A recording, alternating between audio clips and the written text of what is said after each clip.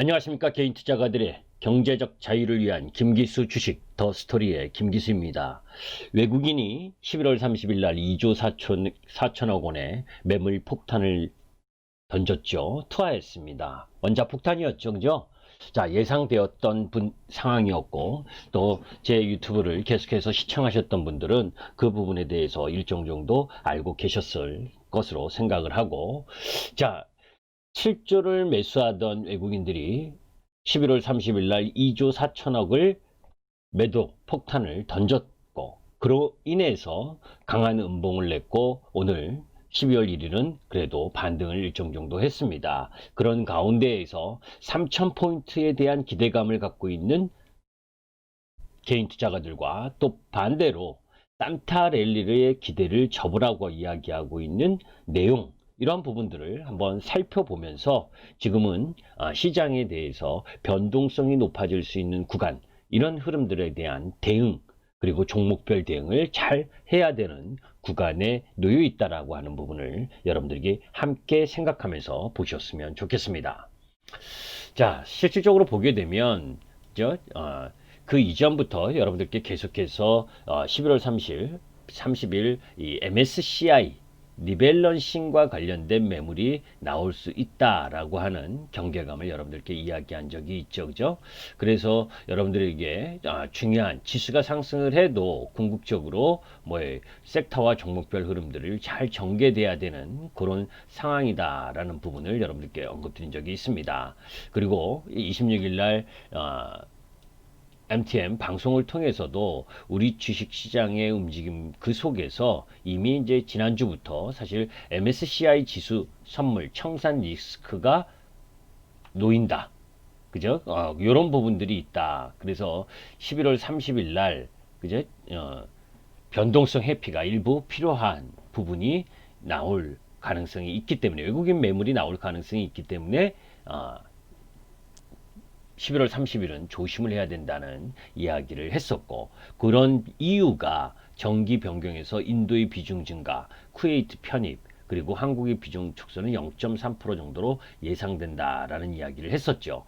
자, 그런데 실질적으로 보게 되면 이제 더 많은 물량들이 좀 나왔습니다. 생각보다 더 많은 물량이 나왔는데 11월 30일 외국인은 왜 매도 폭탄을 던졌을까? 코스피 역대 최대 규모의 일일 외국인 순매도가 나온 거예요. 2조 4천억. 8월 31일에도 외국인들이 1조 6천억 정도 순매도를 했습니다. 이때도 MSCI 리밸런싱과 관련된 흐름을 보여줬었던 부분입니다. 자, 그러면 이런 변경과 관련돼서 상대적으로 이 외국인들의 매매, 단기적 매매 흐름이죠. 그래서 이것을 일시적으로 바라볼 거냐 아닐 거냐는 이제 외국인들의 추이 흐름들을 좀 살펴봐야 될 부분입니다. 자, 11월 이후에 제가 이제 이 외국인들의 매수 성격 부분, 그죠? 액티브성 자금이냐, 패시브성 자금이냐, 그죠? 패시브성 자금은 시장에 대해서 소극적인 개념, 자금의 성격이 소극적인 개념이고 시장의 흐름에 따라서 매수세가 들어오거나 매도세가 나가는 그런 자금을 패시브 자금이라고, 액티브 자금이라고 하는 건 특정 섹터나 특정 종목, 그죠? 특정 시기, 이런 부분에 대한 적극적인 의사를 가지고 매매하는 자금, 이 부분을 이제 액티브 자금이라고 하는데, 이 리밸런싱과 관련된 매물은 이 패시브성 자금이라고 일정 정도 이야기할 수가 있겠죠.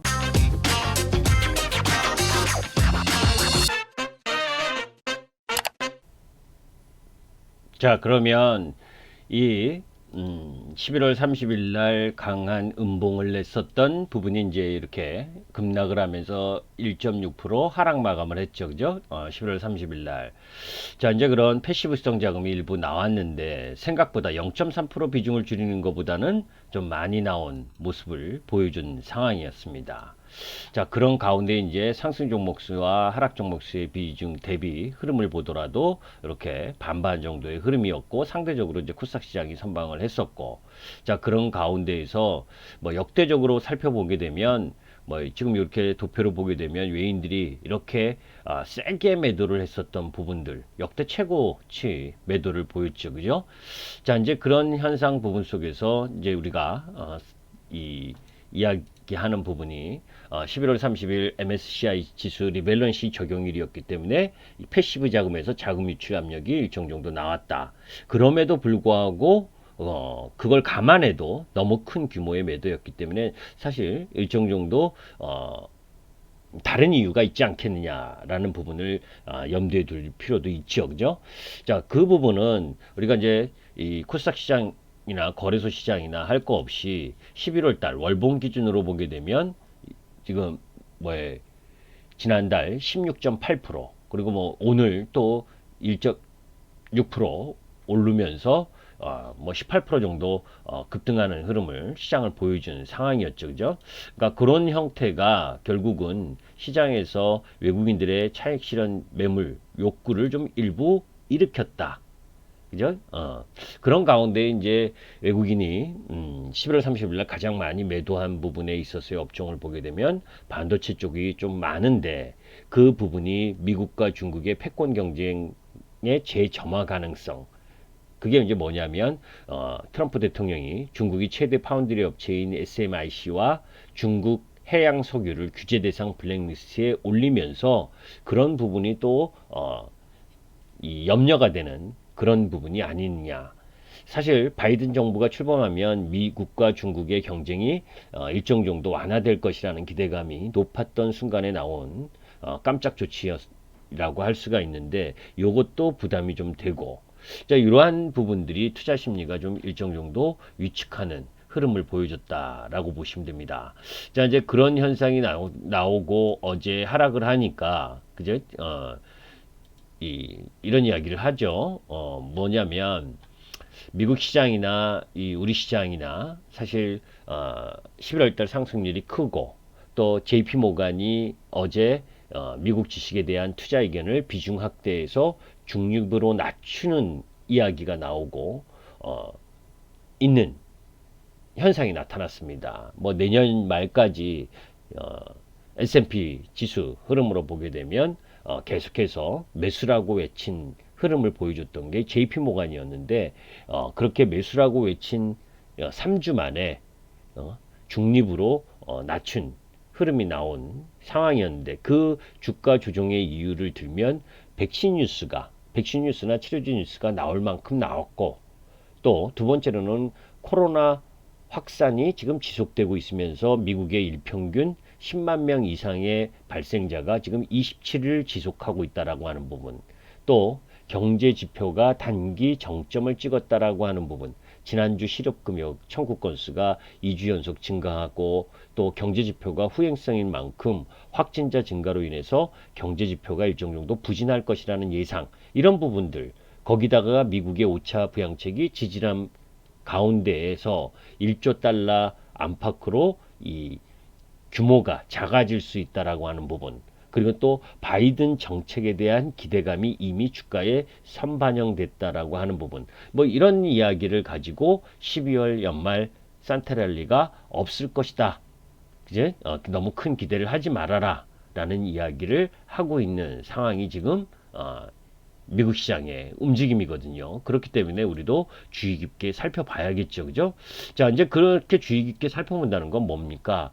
저는 기본적으로 뭐 주가가 더 강세를 보일 것이라는 거에는 변함이 없습니다. 그리고 내년 부분에는 분명히 3만 포인트, 우리 시장으로 보게 되면 3천 포인트 부분을 돌파할 가능성이 높다라는 쪽에 크게 무게를 싣고 있는 흐름인데 그 근거에 대한 이야기는 이후에 또 시간을 통해서 이야기를 할 텐데 궁극적으로 원화 강세 부분은 적어도 1075원, 1050원 요 라인 부분 정도까지 추가적으로 강세를 보일 가능성이 높다라는 측면이기 때문에 그런 흐름이라면 11월 30일 날 MSCI 리밸런싱과 관련된 물량 부담에 의한 매도 규모가 조금 생각했었던 것보다 크게 나왔지만 그죠?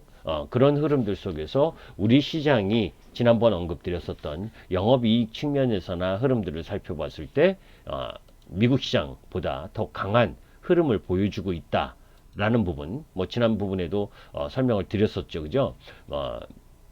이전 부분에 있어서 여러분들께 설명드렸었던 내용 중에 이제 이 영업이익 측면을 다시 한번 꺼내들어서 여러분들께 보게 되면 국가별 3분기 순이익 증가율, 그죠? 순이익 증가율 보게 되면 한국과 인도, 대만 이쪽이 가장 낮다라고 하는 부분. 그러니까 유럽이나 브라질, 일본보다도 상대적으로 나은 흐름을 보여주고 있는 코로나의 여건 속에서도 그렇다라고 한다면 이머징 마켓에서의 움직임 부분은 상대적으로 미국 시장보다 수익률 자체에서 낮다라는, 더 좋아질 것이다 라고 하는 부분을 염두에 두고 접근할 필요가 있고, 다음 시간에는 이제 3080포인트 정도, 3000포인트 이상의 내년 시장에 대한 기대감, 근거, 지난 시간에는 기술적으로 여러분들께 말씀을 드렸잖아요, 그죠? 외국인의 시각에서 바라본 한국 주식 증시가 어떤 모습이냐 하는 부분, 그 부분은 여러분들이 다시 한번 이 영상 부분, 요 외국인 시각에서 한국 시장을 바라보면 보게 되면 3000포인트에 대한 기술적 흐름을 일정 정도 이야기는 했으니까 그 부분을 한번 참고하시고, 전체적으로 보게 되면 시장 지수나 흐름상에서 우리 종합주가 지수나 코스닥 역시 마찬가지로 상승 흐름 속에서의 일정 정도의 변동성은 계속 나타날 가능성이 높아요. 뭐 오늘 섹터별 흐름들을 살펴보게 되면 전체적으로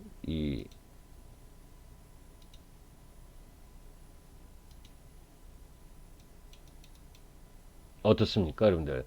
이 삼성전자나 특히 오늘 하이닉스하고 그동안 제가 여러분들께 말씀드렸었던 이 삼성전기 이런 쪽이 강세를 보였고, 또 자동차도 만도라든지 이제 뭐 섹터가 전반적으로 오늘은 강세를 보였죠. 어제 MSCI 지수 리밸런싱 관련해서 상대적으로 매물이 적었었던 코스닥 쪽, 그리고 GM이 수소차 니콜라와 관련된 투자를 철회한다, 지분 인수를 철회한다라는 소식 때문에 이 수소 관련주들이 좀 약세를 보인 것을 제외하고는 전체적으로는 시장 흐름은 상당히 양호했다라는 측면에서 바라보게 되면 여러분들께서 종목별, 그러니까 시장 지수보다는 종목별 흐름 속에서의 움직임을 갖고 갈 필요가 있고, 또 그 속에서 계속해서 강조드리는 2차전지 성장 섹터에서의 흐름, 이런 부분도 주의 깊게 살펴보면서